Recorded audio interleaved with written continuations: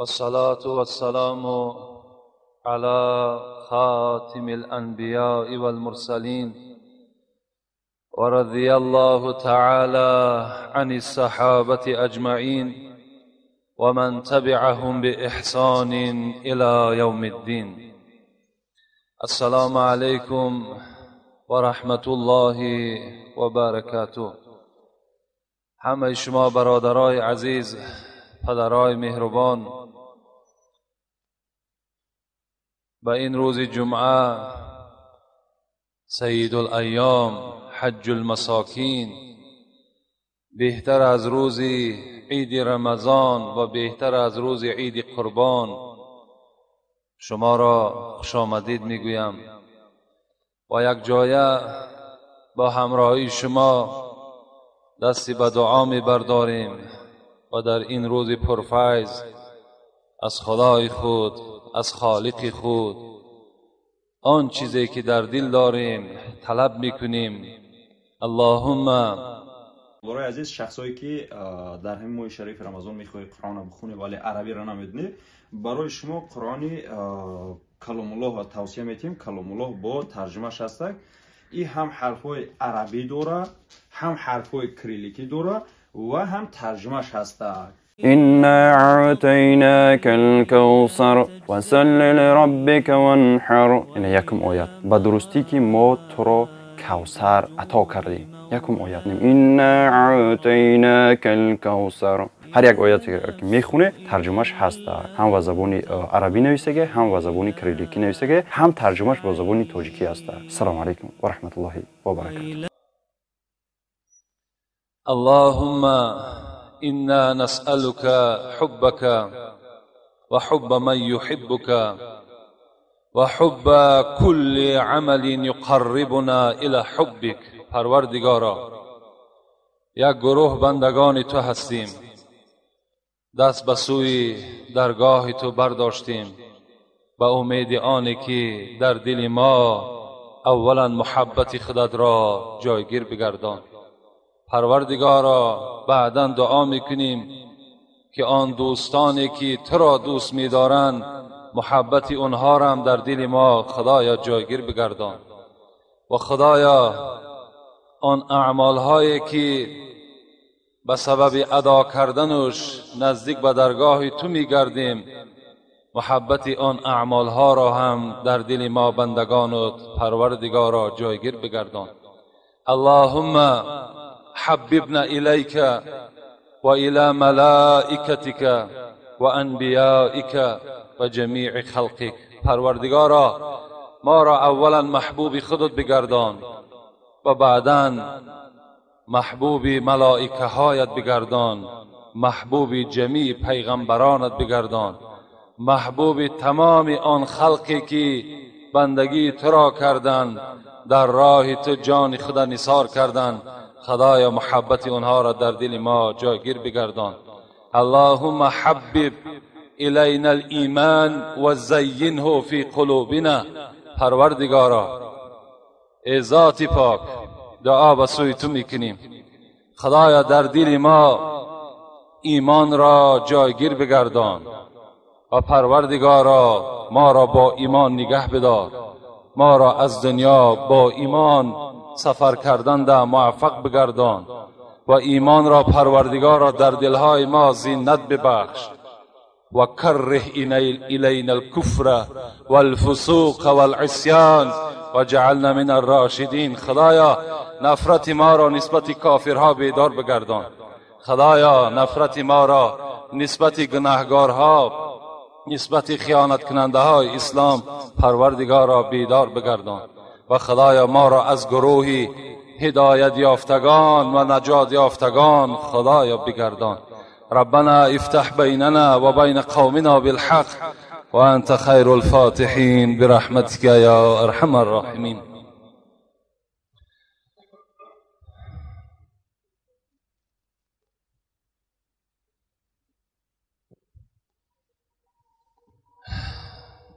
صحبت هایی که جمعه های پیشین داشتیم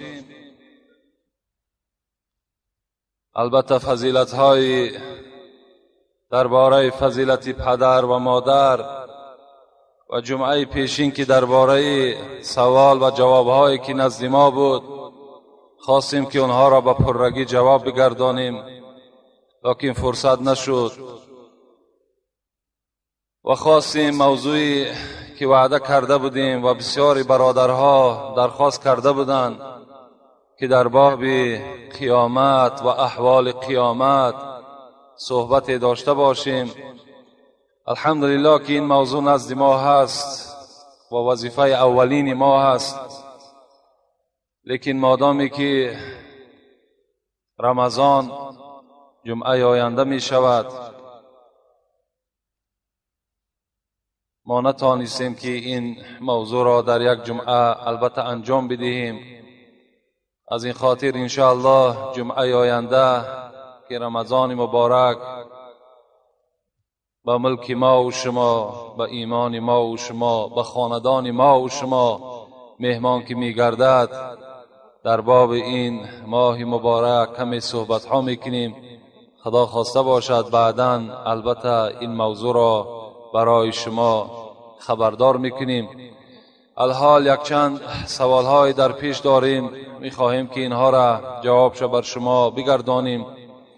پیش از آنه که این سوال ها را جوابهاش به شما برسانیم که اینم درخواست برادرای ما و شما هست، اولا میخواهم درباره دو نعمت که نعمت مسجد و نعمت ایمان است کمی بر شما صحبت بکنم. استعیذ بالله. یقول الله فی کتابه إن بيوت في الأرض المساجد وإن ضواري فيها عمارها فطوبى لعبد تطهر في بيته ثم جاءني الظائرة فحق على المزور أن يكرم زائره. هزارها بار شکر پروردگارا، هزارها بار شکر که امروز این مسجدی که سبب راحت ما و شما در جنت جاودانی می گردد دروازه های کشاده دارد.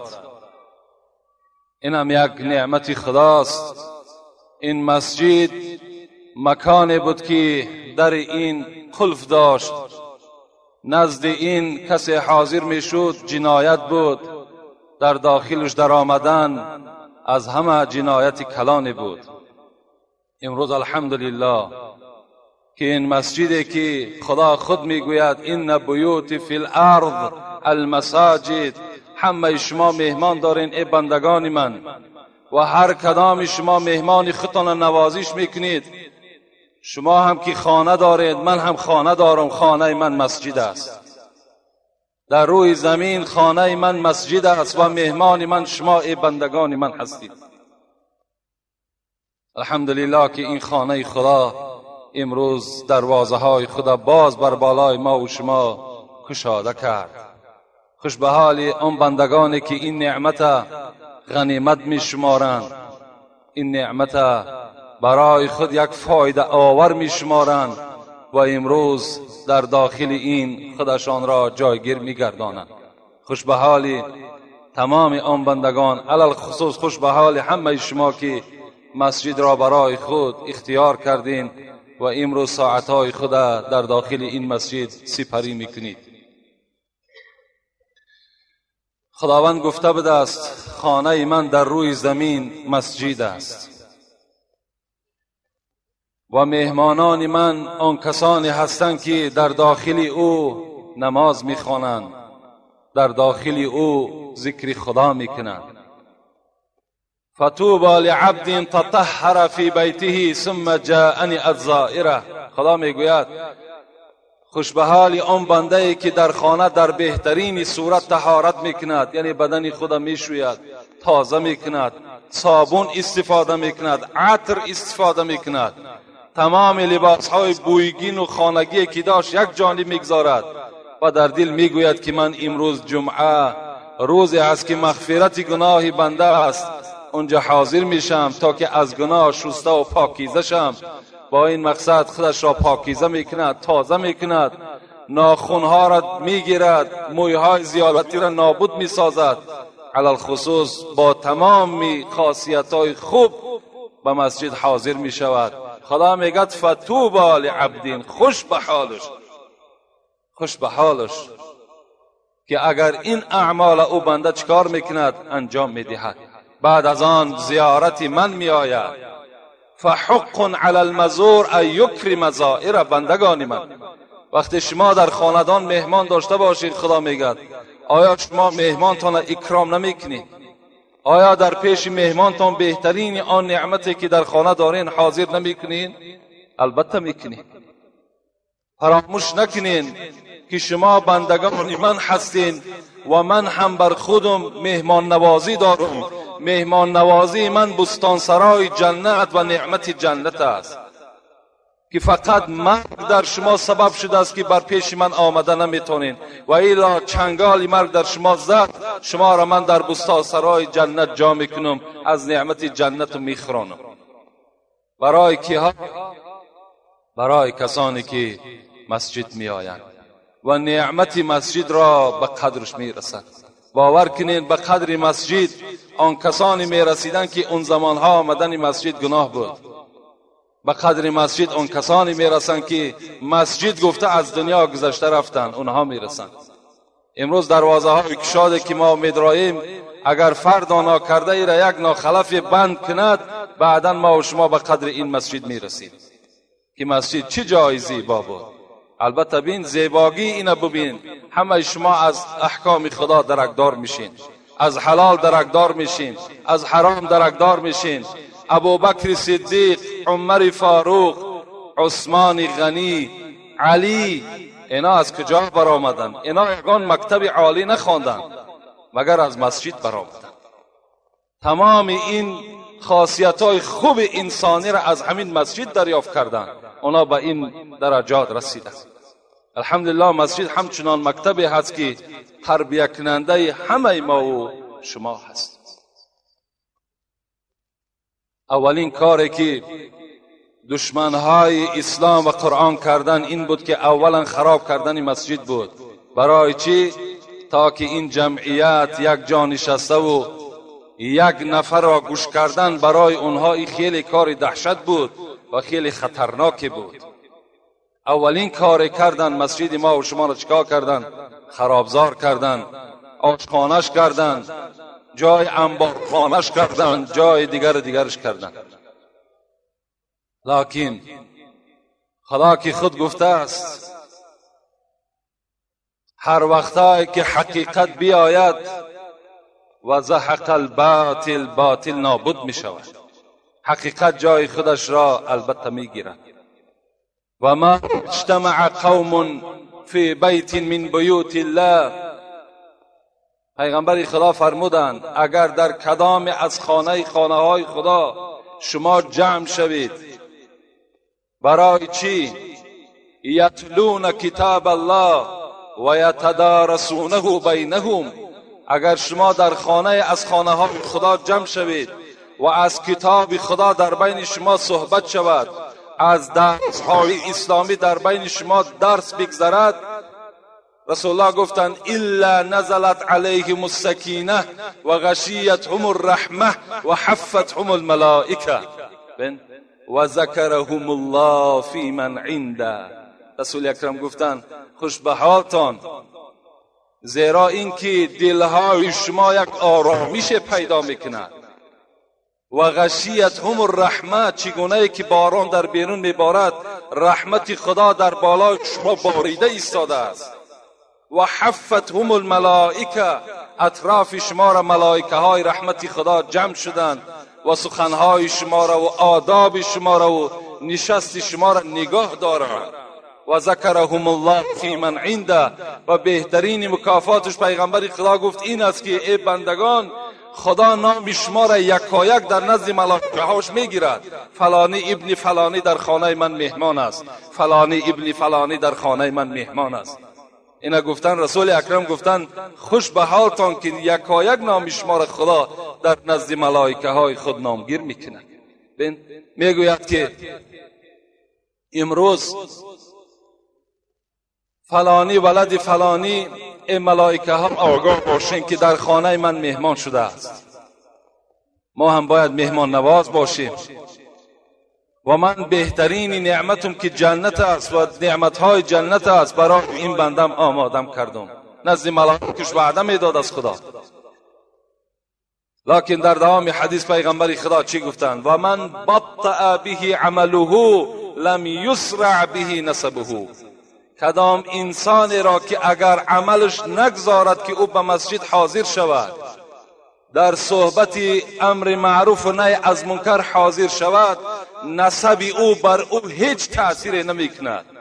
چه ایشان زاده باشد، چه شیخ زاده باشد، چه پیغمبر زاده باشد، چه اولیاء زاده باشد، اینها را گفتم پیغمبر دیگر اهمیت ندارد در حالتی که اگر بنده عمل نکند. امروز این شعار ما و شما باید که در یک کنار بگذاریم. فلانی ایشان زاده است، فلانی شیخ زاده است، فلانی اولاد فلان فلان است، اینها دیگر هیچ اهمیت ندارند. این فریب است. اینها هیچ اهمیت در اسلام ما ندارد. فلانی را گهوارهش از آسمان آمد یا فلانی را تابوتش از زمین بر آسمان برآمد، والله که دروغ است. اینا هیچ اهمیت، اینا را باور نکنید. از آسمان به کسی، حتی رسول اکرم که خداوند در قرآن میخوانش بهترین مخلوق موجود بود، چرا بحری و گهواره نیامد؟ رسول اکرم که خداوند وصف او را در قرآن میکند، چرا تابوتش به آسمان نرفت؟ انما انا بشرون. رسول اکرم میگوید من یک بشر بودم، من یک عادی ترین انسان بودم. اکل کما تاکل العبد و اجلس کما تجلس العبد. رسول الله گفتند من هم میخورم مثل شما چگونه ای که میخورین، من هم مینشینم چگونه ای که شما ای بندگان خدا مینشینین. من یک آدم عادی بودم، من یک یتیم بودم. بین بحری هم تا پیغمبر نآمد، چرا بحری امروز بعضی اشخاص می آمده باشد؟ شاعر میگوید ببالی خیش باید کرد پرواز، ببالی دیگران نتوان پریدن. هر انسان باید که ببالی خودش پرواز کند، به عمل خودش پرواز کند. ببالی دیگران نتوان پریدن. ببالی پدرت، ببالی بابیت، ببالی برادرت، ببالی مادرت، به اینها پرواز نکن. هرچی اونها کردن بهر خود کردن. انسان هر کسی که میکند برای خودش میکند. رسول اکرم میگوید ان الله لا ينظر الى اجسامكم ولا الى صوركم ولا الى اموالكم ولكن ينظر الى قلوبكم و اعمالكم. خدای مهربان گفت خبر داد بر من که من نظر نمیکنم در جسدهای شما که تو چقدر پهلوان هستی، تو چقدر بازوی با قوت داری، تو چقدر قدی بلند داری، تو چقدر گوشتی زیاد داری. اینها دا گفت خدا نظر نمیکند. و الی صورکم، به صورت زیبای شما هم نظر نمیکند. ولا الی اموالکم، به مالداری و دلاری و طلاداری شما خدا نظر نمیکند. بلکه به چی نظر میکرده است؟ ینظر الی قلوبکم و اعمالکم. خدا میگفت از من دلهای شما در نظر میکنم، عملهای شما در نظر میکنم. من بر پدری تو، بر مادری تو، به اولادی تو کیها بدن، بر اینها من نظری ندارم. فقط ما به عملهای شما نظر میکنیم. امروز باید ما و شما یک شعار داشته باشیم که آیت قرآن سوره زلزله است. فمن یعمل مثقال ذره خیرا یره و من یعمل مثقال ذره شرا یره. صدق الله العظیم. خدا میگوید کدام از شما اگر به منزله یک دانه ارزن عملی نیک داشته باشین، من بر شما پاداش نیکی میتم. اگر شما یک دانه ارزنواری عملی بد داشته باشین، مکافات چه از نزد من انتظار باشین که بر مکافات او نائل میکردین. این است این است. البته به نسب به حسب باید که ما و شما ننازیم. آن چیزی که برای ما و شما پیغمبر خدا خبر دادند که دیگر نسب انسان وقتی که عملش او را نگذارد دیگر نسبش برای او هیچ کاری نمی بخشد. اون کسانی که فخر به اجداد میکنند، اون کسانی که فخر به مالداری و به پشت و به اولاد اجداد میکنند، محمد صاحب ایرانی بسیار در حق اینها دو مصرعی شعر بیان کرده است. حضرت میگوید آن ناکسان که فخر به اجداد میکنند، چون سگ به استخوان دل خود شاد میکنند. چگونه که یک سگ یک استخوان هم یابد شاد میشود، بعض انسانی که خود تماما بی توفیق است، بی نماز است، بی روزه است، از راه تماما بی راه است، لیکن یک بابیش یا پدرش یا اولادش یگان داملای گذشت یا یک ایشانزاده گذشت به همون تکیه میکند. شاعر میگوید که این مثل همون کسی هست که یک سگی که استخوان میابد و خرسند میشود، این هم به منزله همون است. ما و شما هیچگاه تکیه به هیچ کس نکنیم، کاری کنیم که در دنیا عملهایی داشته باشیم که ما و شما را در قیامت سربلند بگرداند. بر روز حضرت سلطان ابرار بفرمود از لب شیرین شکروار. بین نسب در همین جد نظر کنین که آیا رسول اکرم بر فاطمه چی گفت؟ فاطمه دخترش بود. کسی پرسید از سلطان ابرار، بر روز حضرت سلطان ابرار بفرمود از لب شیرین شکروار به سوی فاطمه ای امت الله، بترس از قهر حق و ذکر آگاه. دختری من فاطمه، تو پاره از من هستی، تو دختری من هستی، من تو را خیلی دوست می‌دارم، لیکن از قهر حق بترس، از غضب خدا بترس. مکن تکیه به من زنهار که محشر روزی سخت و کاری دشوار.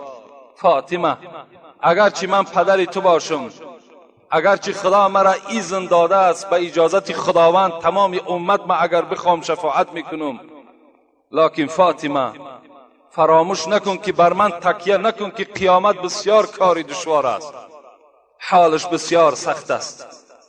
شاید که من بر مددی تو نرسم. ای فاطمه، اینا در گوش خود نگه بدار که قربی حق به موقوف عمل هاست، وگرنه در ری طاعت خلل هاست.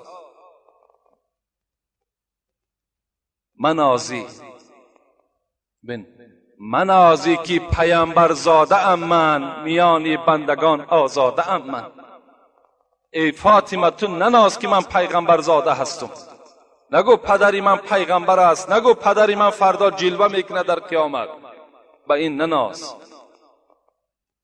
منازی که پیامبر زاده ام من، میان بندگان آزاده ام من در بین تمام زنها آزاد باشم و من بیغم باشم. این چونین شعار از دل خود دور بساز و با عمل باش.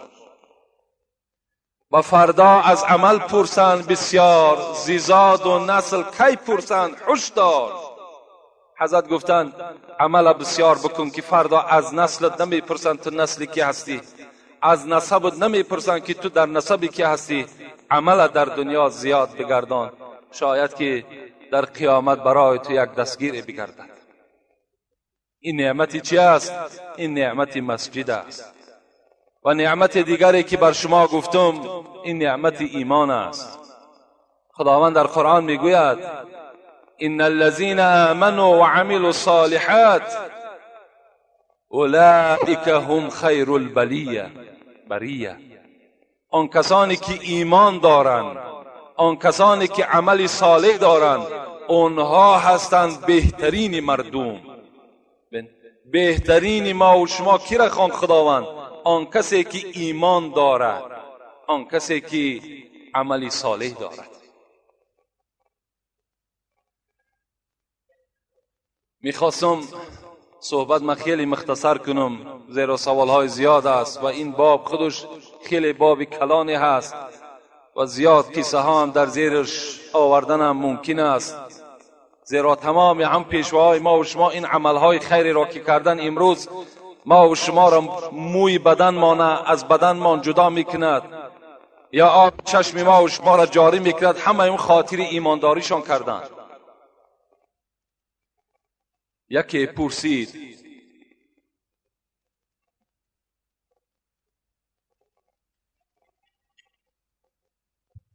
یکی از خواجه جندی بپرسید که تو به یا سگ و از کس نترسی؟ خواجه جندی میگه در مسجد نشسته بودن، در اطرافش میگه خیلی مریدهاش شاگرداش نشسته بود. یک شخص میگه در آمد، یکی از خواجه جندی بپرسید که تو به یا سگ و از کس نترسی؟ گفت ای خواجه جندی، تو بهتر هستی یا سگ بهتر است؟ یک سوال هست که برای مریدان این جندی خیلی وزنین آمد. مریدانش دویدن آشکاره که در آنجا کنندش پاره پاره. مریدا از جا خیستن، حرمت احترام به استاد گفته به سوی همون سوال دهنده غضب کردند، ابرو گره کردند و خواستند که او را جزای بدهند، زیرا این چی سوال بود که خواجه جندی که یکی از دوستهای خداست نخواهد که این را سوال کنی که تو بهتر است یا سگ بهتر است. با یک راه منع کرد آن جمله را پیر، بدو گفتا نیم آگاه ز تقدیر. مریدهاش گفت در یک گوشه نشینین. البته انسان عالم، آدمی با علم همه وقت صبر کننده می شود. بدترین بنده پیغمبر خدا گفتن همون کسی هست که تیز غضب آلود می شود و دیر رضا می شود. بدترین است. و بهترین شما کسانی هستند که دیر غضبناک می شود و تیز راضی می شود. غضب از وجودتان دور بگردانید. غضب کاری است که امروز بچه ها را به زن طلاق آورده رسانده است. غضب کاری است که امروز کلمه کفر از زبان تو بیرون میشود، تو درک نمیابی. غضب چیزی هست که امروز شما کاری کرد از برادر خود قتل میکنی، درک نمیابی. همه حساب غضب میشود. زبان را در غضب نیکو نگه دار، غضب زبان نزدی غضب ها می شود مار. گزد ناگه دلی رنجیده را، کند محزون و مجروح بنده را. البته زبان در وقت غضب مثل مار می شود که برادرت نش می زند، تو درک نمی یابی. بعدا افسوس می خری، دیگر فایده ندارد. حضرت خیلی آدمی بحضور بودن، مریدهاش به یک راه من کردن، گفتن اینجا نشینین. این برادر سوال کرده است. بدو گفتا نیم آگه ز تقدیر. این جوان گفت بسیار سوالی با موردی کردی، تو بهتر هستی یا سگ؟ من گفت از تقدیر خود آگاه نیستم، من نمیدانم حال تقدیرم چی باشد. لیکن در جواب چی گفت؟ اگر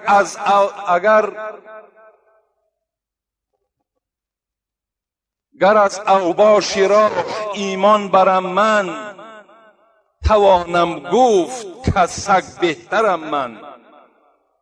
اگر من از اوباش راه گفته شیطان میگن که دم آخری ما و شما، خاتمه ما و شما در بسیار جلوه میکند، بسیار بازی ها میکند، بسیار با ما و شما مکر و حیله ها را استفاده میکند تا که بهترین نعمت که ایمان است، ایمان از ما و شما جدا بسازد. از این خاطر است که حضرت گفتند مسلمان بودن تو کی بکار است، مسلمان مردن اینجا اعتبار است. عزیزانی که از گریه نیاسود، همه اندو خوفی خاتمه بود. همه از خاتمه عزیزای ما و شما می ترسیدن، گریه ها می کردن که دم آخری ما چگونه انجام یافته باشد. ندانی که دم آخر چه حال است؟ از این تا زیر گورت 100 سوال است. از این تا زیر گوری تو را صدها امتحان خداوندی است. آیا تا به گور تو ایمانی به سلامت میبری یا نه؟ حضرت گفتند وگر از اوباش را ایمان برم من، توانم گفت که سگ بهترم من. اگر ایمان نخواهم برد ز اوباش، چموی بودم من در سگ کاش. حضرت خواجه جندی چی گفتند؟ اگر ایمان ببرم از این شیطان، من از سگ دیده بهتر استم. لیکن اگر از این اوباش صد راهی من شود و رحمت خدا با نریزد و من ایمان خود ما در همین دنیا بگذارم و این جسد آلوده گناه را به قبر ببرم، چموی بودم من در سگ کاش. سگ نه بلکه یک موی سگ باشم بهتر است برای من. سگ بهترین از آدم بینماز دیده سگ هزارها بار بهتر است. زیرا حیوانات در روز قیامت خاک میشوند، اینا سوال جواب ندارند. لکن وای به حال کافر حالش چی میشیده باشد؟ به ایمان حالش چی میشود؟ و یقول الکافر یا لیتنی کنت ترابا. خدا میگوید کافرها وقتی عذاب میبینند، به ایمانها وقتی عذاب میبینند چی میگفتند؟ لا لیتنی کنت ترابا. خدا کاش که مرا کافر نمیکردی، کاش که مرا پروردگار انسان نمیکردی، یک توده خاک میکردی. بس بود. بی ایمانی خیلی کاری مشکل است. حضرت ابوبکر وراقی وقتی که میگه در گورستان گذاشتنش مریدهاش میگه در خواب دیدیمش، که حضرت میگه به ما شکایت کرد. چی شکایت کرد؟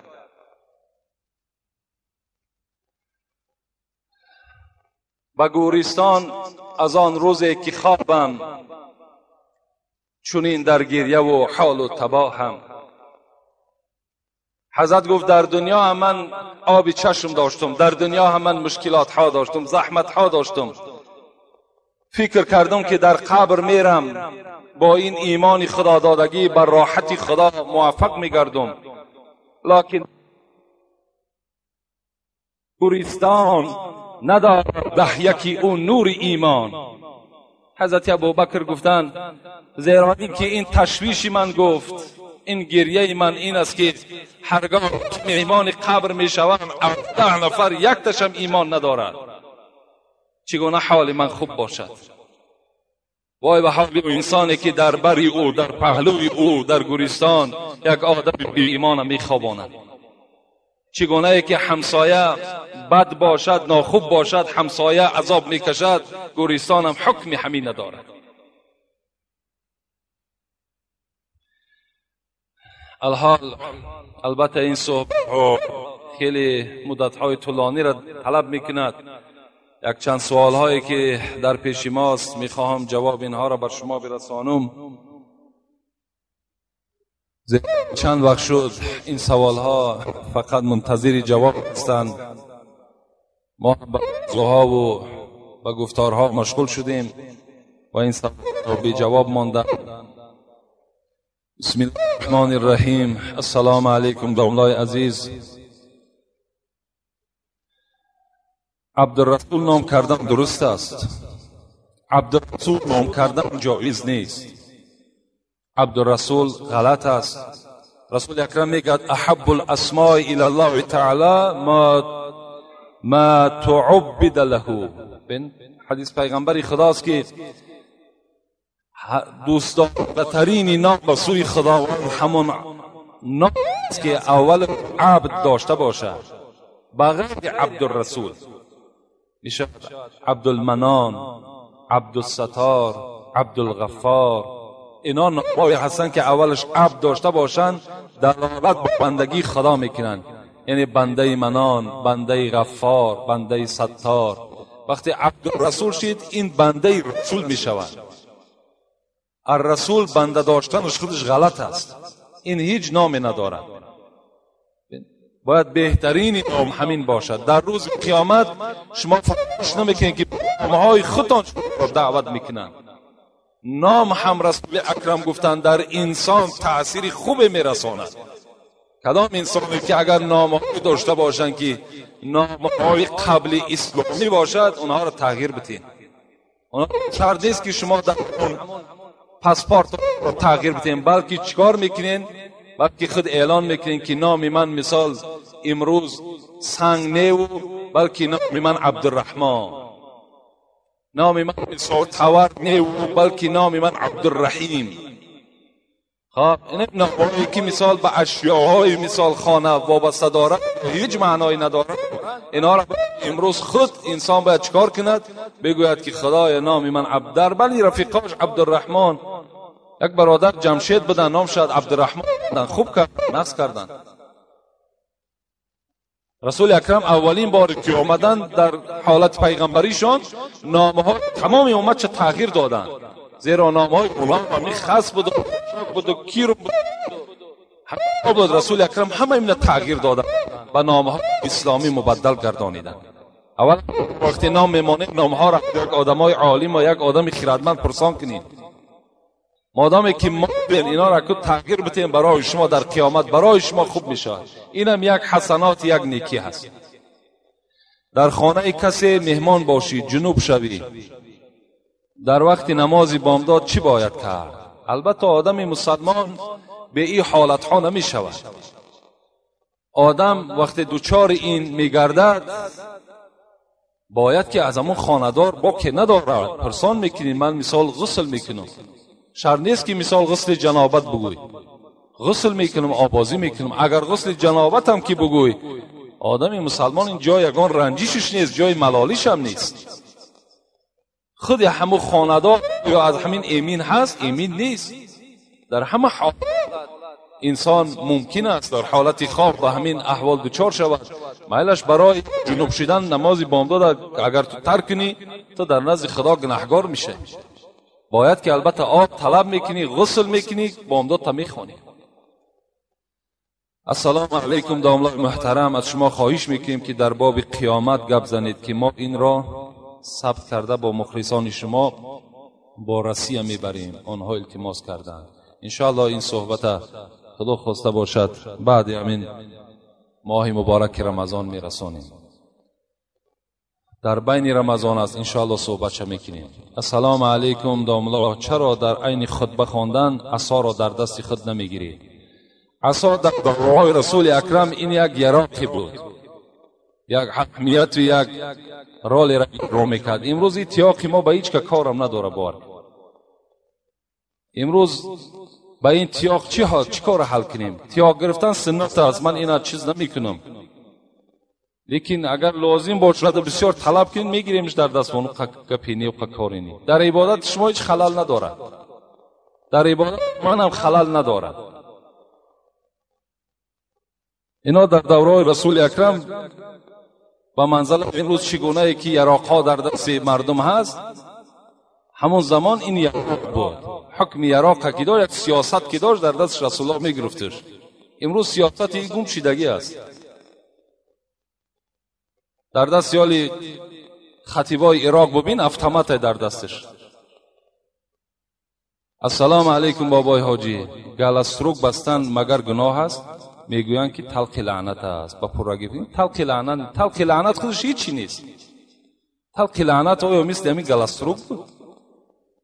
این گلستروک داختن هیچی گناهی نیست، با که ندارد. چی جور گناهش است؟ تلخ لعنت کی دیده است؟ تلخ لعنت میگن، لیکن این تلخ لعنت هیچ خودش معنی ندارد. این یگان اسباب و یگان ماتریال یگان چی نبود که در گردن شیطان بزنه، بلکه همچنانه که این لعنت الی یوم الدین، خدا گو لعنت من تا روز قیامت در حق ای شیطان برای اطاعتی تو. لیکن یگان بگیم گلستروک و یگان کرتای نبود که آمده در گردن شیطان بغلطد. اینا هیچ گپ ندارد. مرحمت دختن بگیرید. این لباسی هم امروزه است. اگر گلستروک غلط باشد این کرتای مشدگی هم غلط است. اگر رسول غلط باشد همین جلکای ما امروز غلط است، زیرا اینا یگان تعیین بر لباسهای دوره پیغمبر خدا مانند نیستند. السلام علیکم دامنای عزیز، سوالی ما رو با پراگی فهمونید. ما 6 برادر در این اینستیتوت میخونیم، در عین درس وقت جدا میکنیم، پیشین رو در وقتش میخونیم. یگان تمام قرآن خوان نیستیم، جماعت خونیم یا به خود خونیم. جماعت بهتر است. اگر همین 6 برادری که اگر چندی که قرآن خوانم که نباشین، یکی از شما در بینتون بهتر باشد، بهتر پیش بدرارید. اقتدای جاهل به جاهل درست می شود. یعنی اونم جاهل ده میدراید، شما هم جاهل ده میدراید. جاهل به جاهل درست است، فقط عالم از پس جاهل خواندنش درست نیست. اگر یک عالم از پس یک جاهل بخواند که او غلط میخواند، نماز عالم باطل می شود. لیکن تو وقتی که خطایی همون امام خطا گرفتن نمیتونی، نماز تو با پرگی درست می شود. جماعت کنید، با که ندارد. السلام علیکم داملای شیرین سخن، من از شما خواهش میکنم با همین سوال من جواب بده. شوده پیشیک به پیشت میگذرد، چه خاصیت دارد؟ آدمان میگن که راحت رو میبرند، ما باور نمیکنیم. داملای عزیز شما چی میگویی؟ خواهش میکنم. ایناس جمعه آینده چگونه ای که گپ زدیم در باب خرافات، اینا هم از همون خرافات است. پیشی راه ما و شما را چگونه میبرد؟ باز شما را میگم، یگانه از خدا بترسید، از پیشیک نترسین، از فالبین نترسین، از جادوگر نترسین. اینا هیچ کس نیستند. یگانه شما خدا بندشین، از خدای خود طلب هر چیزی میخواین از خدای خود بکنین و همان راهی که پیشیک است، سگ است، خر است، چیزی که میگذرد رفتن بگیر، او راه است. آخه این راهی تو را چگونه میبرد؟ آخه چیگه؟ پس هیچ معنی ندارد. آخه راهی هیچ کس را پیشیک بسته هم نمیتوند، بریده هم نمیتوند. فقط از خدا هر چیزی که میبینین از خدا بینین، انشاءالله شما با همه کارتون موفق میگردین. یکی از پیشیک ترسیدی، اختیارات پس میگردی.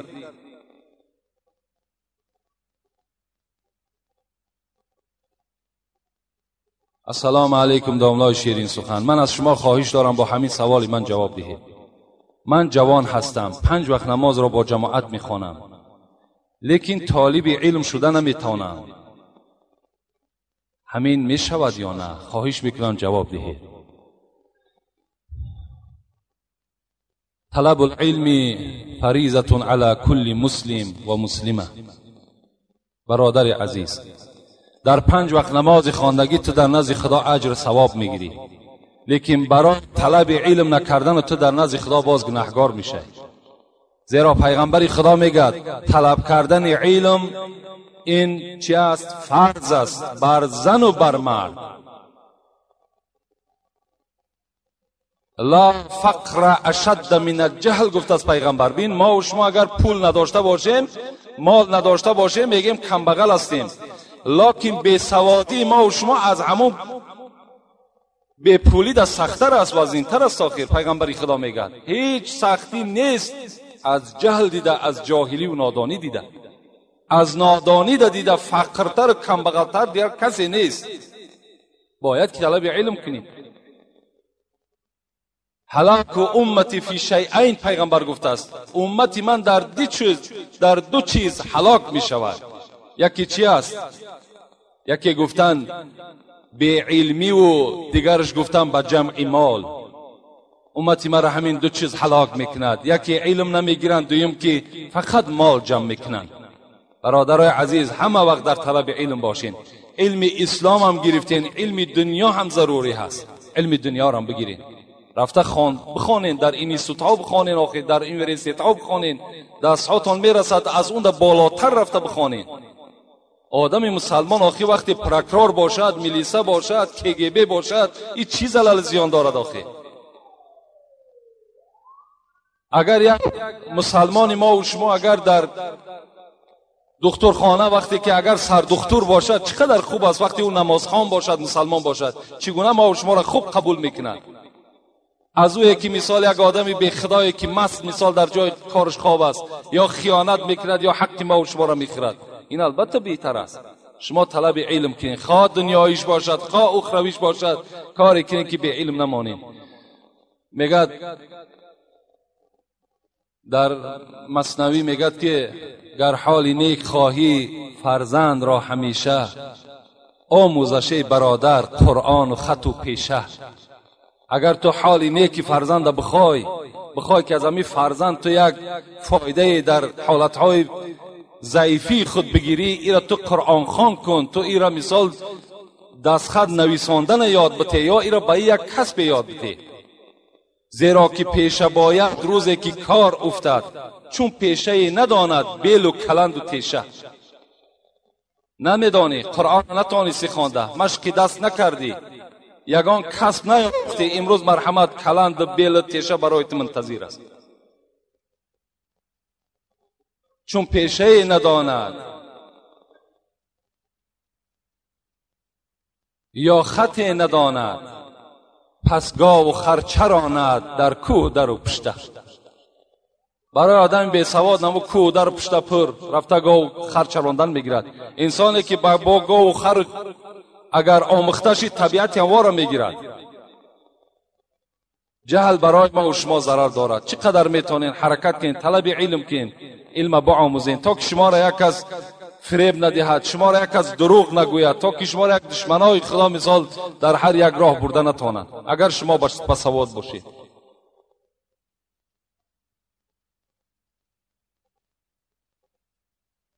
سلام علیکم داملای عزیز. مرده میمرد. اینجا یک سوال داده است، نویسنده است که همین مرده که مرد برای چی لباسهای را بعد او میشوند، تازه میکنند، خانه و در میبرارند؟ آیا اینو چی معنا دارد؟ دویم، در جنازه با آسمان نگاه کردن چی معنی دارد؟ در جنازه نگاه کردن به سوی آسمان خودش مکروه است. ما و شما جنازه میکنیم بعد هر یک الله اکبر ده به سوی آسمان نگاه میکنیم، این غلط است. در اینجا ما و شما ترک سنت میکنیم. این عمل در احکام های جنازه داخل نمی شود، بلکه ما و شما به سبب این گناهگار میشیم در کردنش. و بعد مرده لباس های را شستن، پاکیزه کردن، اینا البته در یگان خط و خبرم نآمده است، لیکن همون لباس های کهنه‌ای که از مرده مانده است همونا را میشوند. برای چی؟ برای که ایرا به یگان کس صدقه میدهند تا که در حق همون مرده دعای کند و همین مراد اونها را مثال لباس های کهنه شد تازه میکنند میشوند. این با که ندارد میلش، لیکن لباس های نوی او را شستن اینجا یک اسراف است خودش. یا خانه را تمام شب برآوردن، اینا چی معنی دارد؟ تا همین مرده در ما و شما نشود، پاکیزگی خانه در ما و شما اهمیت نمیتیم. من ده ها بار در همین جا در همین قوم خودمان صحبت ها کردگی هستم، به نزدیکی هم در این باب گپ زده بودم. حدیث پیغمبر خدا را دلیل آورده بودیم که رسول اکرم گفتگی هست شما لباس هاتون بهتر کنین، خانه هاتون به صلاحیت بیارین، یعنی خاندانتون تازه کنین، جویبارهای نزد دروازه‌تون تازه کنین، تا که خلاف یهودی‌ها شما کار کنین که یهودی‌ها را کوچه و خانه هاشون چرکین است. امروز یهودی‌ها این حدیث پیغمبر خدا را گرفتند و چرک در ما و شما گذاشتند. امروز ما و شما چرکین هستیم، ما و شما بدبو هستیم، ما و شما خانه ها ما پاکیزه نیست، لیکن یهودی‌ها امروز پیش رفتند. یک روز یک برنامه را از برنامه الجزیره تماشا کردم. در همین انگلیا یک سوداگر با دست همین لوچی خود در وقت سودا کردن نان با یک خریدارش نان قپیده بر دستش داده است، همون کس در محبس خانه کشیدن، حتی با یک جریمه کلان خلاص شد که چرا تو نان به دست خالی قپیدی، چرا در دست خود یک دستکشک نکشیدی و نان بقپی. ببین تا چه اندازه اونها احتیاط دارن امروز. و همین پاکیزگی و همش از ما و شما ساخته. پیغمبر خدای را گفته است، لیکن امروز ما و شما پروایی نداریم. میریم جایگاه خواب ما بو میکنه، چرکین از فرقی ندارد. لباس ما دزمال کردگی هست نیست، گریبان ما و شما در کدام صورت است، به این تماما اهمیت نمیتیم، پوشیده رفتن میگیریم. در این نزد خداوند شما گناهگار میشین. حتی عباره مختصر که کتاب صلات چی میگه؟ و فی ثیاب البذله، اگر لباسی که چرکین باشد، داغ داشته باشد، بوی داشته باشد، نماز نخوان در او. امروز باید ما و شما به اینو اهمیت دهیم. رسول اکرم در دوره هایی که ما و شما را در یک طبق خوردند امر کرده بود، صحابه ها با پاکیزگی بزم همین قدر به آبی چکار میکنن؟ رعایت میکردند. امروز در بری پهلو یک برادر نشسته در طبق دست دراز میکند، باور کنین در ناخن همون کس نگاه کنین طبیعت کسی نباشد خیره میشود. آدم باید که البته پاکیزه باشیم، تازه باشیم. خدا را شکر امروز همه شرایط هست. همین شرایط برای تازگی فقط صابون و آب است. باور دارم که در اکثریت ما و شما همین موجود است. این را بجا بیارید، تازه باشیم، پاکیزه باشیم، خوشبو باشیم.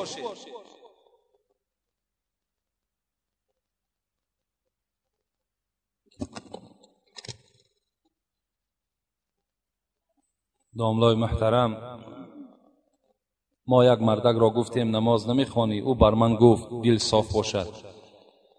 آیا من اون مردک را دیدم زنا میکند، عرق مینوشد و با ما میگوید که دل صاف باشد. داملای عزیز، سوال از خلق، اپا و خواهرای ما بروگ و کرته میپوشند و مکتب میانه میروند، مگر این خیل ممکن است؟ از مکتب خارج میکنند. آیا معلمه او کی هست؟ بیدین است؟ این خیل لباس پیش کرده است. داملای محترم، این مسئله رو با همراهی داملا حیدر حل کنید.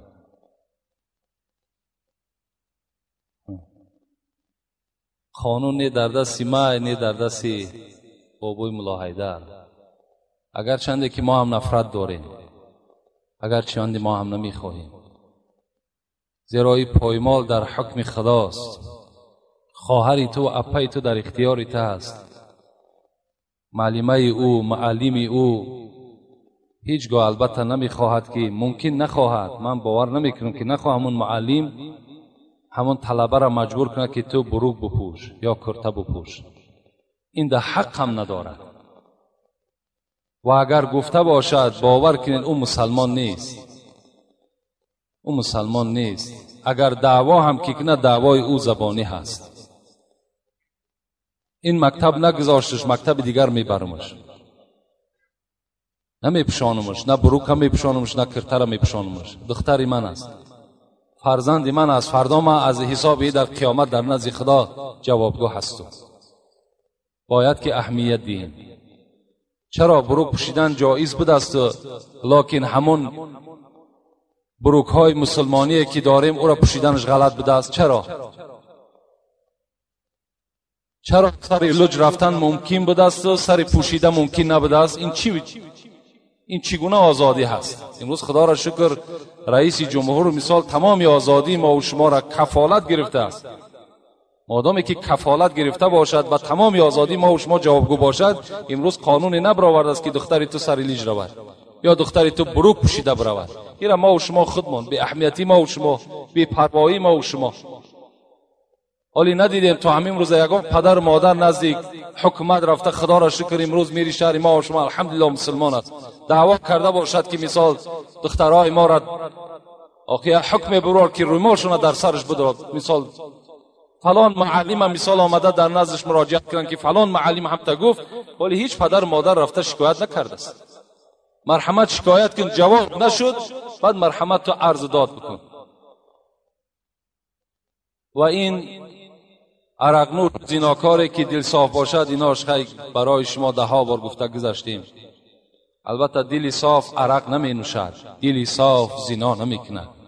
دل صاف در قطار مسلمان ها در نماز جماعت اشتراک می کند. این است دل در داخلم که باشد صاف باشد، اگر بیرونه خودش اصلاح می کند.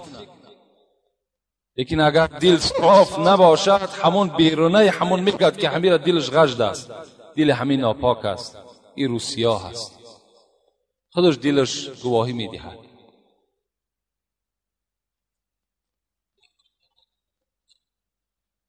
بسم الله الرحمن الرحیم. السلام علیکم داملای محترم. از شما خواهش میکنم به سوالهای من پاسخ میدادید. داخل حاجتخانه در آمدن و یا این که در وقت جماع کردن بسم الله الرحمن الرحیم گفتن درست است یا نه؟ با احترام اخلاص شما التماس جواب دهید، راه هم دور است. یعنی داخل حاجتخانه در آمدن با بسم الله الرحمن الرحیم نمیدراییم.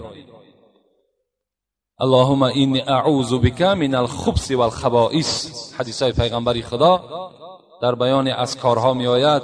شما وقتی داخل شدین بگین پروردگارا پناه طلب میکنم به سوی تو از شیطان نر و از شیطان ماده و داخل همون حاجتخانه شوید، زیرا اکثر جنها در حاجتخانه هستند. جای جن حمام است، حاجتخانه هست و خانه ای که صورت زیاد دارد و خانه ای که موسیقی دارد. اینا خانه شیطان و خانه جن. همین جن خودش از عالم شیطان است، فرزندای شیطان هستند. امروز بینین تمام خانه ها را که نظر میکنیم، من از خودم مثال میارم، یک مگنیتوفون دیگر بلند کردگی و جاروب در دست زن یا خواهر تو خانه میروه و تمام آواز بلند کردگی. بین او خانه در چگونه جن خچه جا نکند یا شیطان در او خانه خچه جا نکند، یا تمام اولاد اجدادش، حتی که همون کافرایی که امروز تمام مسلمان ها را نابود کرده ایستاده‌اند، صورت همونها در خانه آویزان است. خانه شیطان نمیشود، خانه جن نمیشود. حمام داخل حمام میشه، زن بلیچ در خانه آدم مسلمان است. ای رود سیاقت مسلمانی. مسلمان همی است آخی، مسلمان یعنی نشانه داشت آخی. خانه مسلمان در صورت کافر چکار میکند؟ چگونه باید فرزندی تو دیوانه نشود؟ چگونه دیگر دائم تو یک قصیده خوان دیگر میکوی فرزندم دیوانه شد، فرزندم فلان شد؟ از خانت همون صورت ها را گم کن، از خانت موسیقی را گم کن، انشاءالله دیگر شیطان خانه تو داخل نمیشود. اگر یک کسیته قرائت یک امر معروف همانی جنایت است آخر.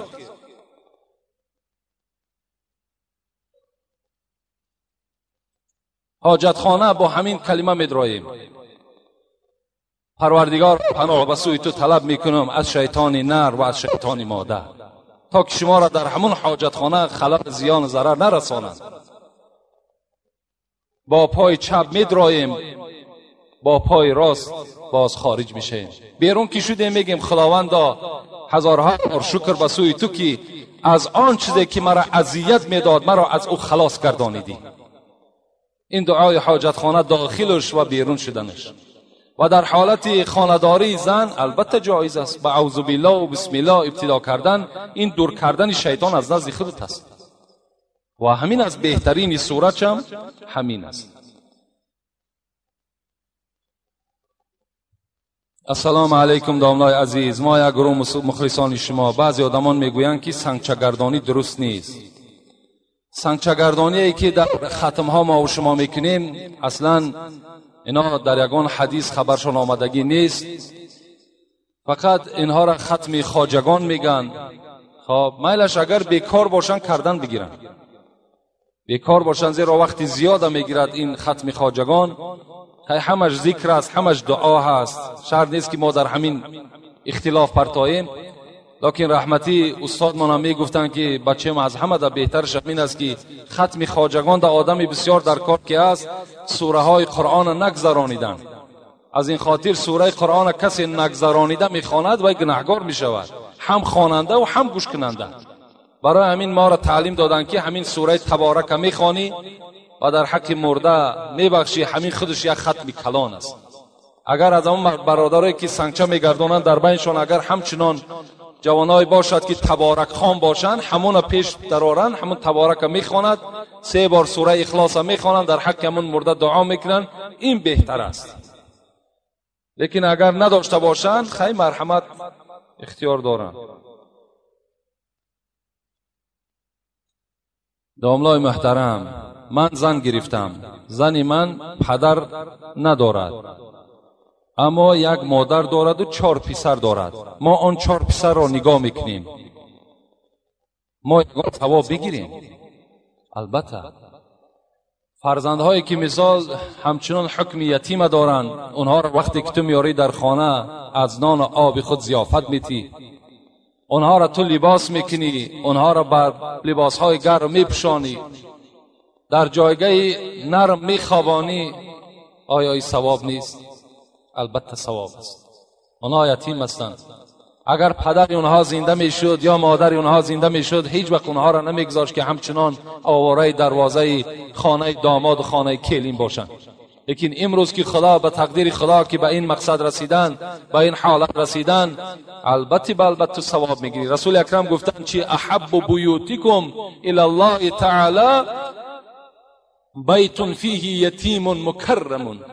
بهترین خانه همون خانه هست که در او یتیم بچه ها دور میگردند و همون یتیم بچه ها برابر فرزندهای تو در نزد تو قدر قیمت داشته باشند. این بهترین خانه هست. قصه ها میارد که یک شدید و شداد بود. شدیدش میگه از دنیا گذشت و شدادش میگه پادشاه شد. امر کرد چندین هزار آدم امر کرد که چیکار میکنین؟ برای من یک جنت در روی دنیا ساز میکنین، آماده میکنین بر همون جنتی که چگونه ای که قرآن وصفش میکند. وقتی میگه در مدت های دراز، من حکایه رو مختصر میکنم، وقتی میگه تیارش کرد، در آخر میگه در گردن یک یتیم میگه 2 درهم مانده بود. از تمام مردم تنگه و طلا را جمع کرد، زیرا که تمام جوهرهاش را از طلا کرد، میگه تمام درختاش را از طلا کرد، حتی در بدن مردم دیگه طلا نماند، خانه ها را همه را تازه کرد، مگر در گردن یک یتیم میگه 2 درهمی از طلا مانده بود. همو را میگه در دم آخری ساختمانش از گردن همون یتیم گرفت.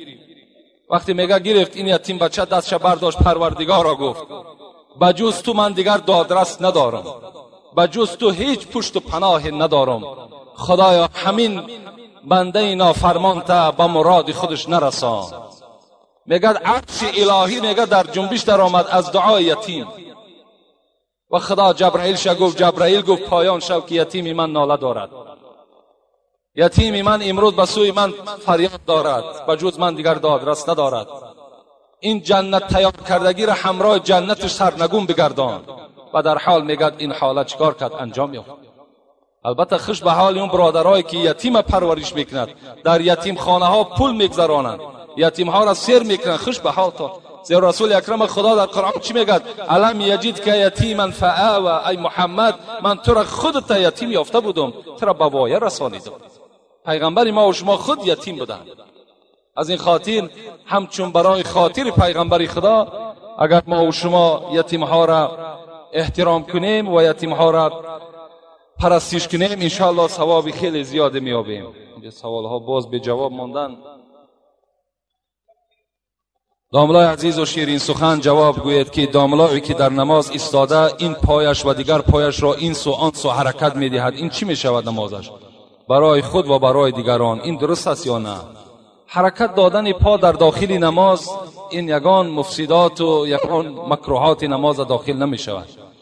اگر مبادا ممکن هم تا عادت داشته باشد، اگر عادت نداشته باشد خاصه هم تکند، این کراهیت دارد. لیکن اگر یگان کسل یگان بیمار در وجودی او باشد، این باکی ندارد.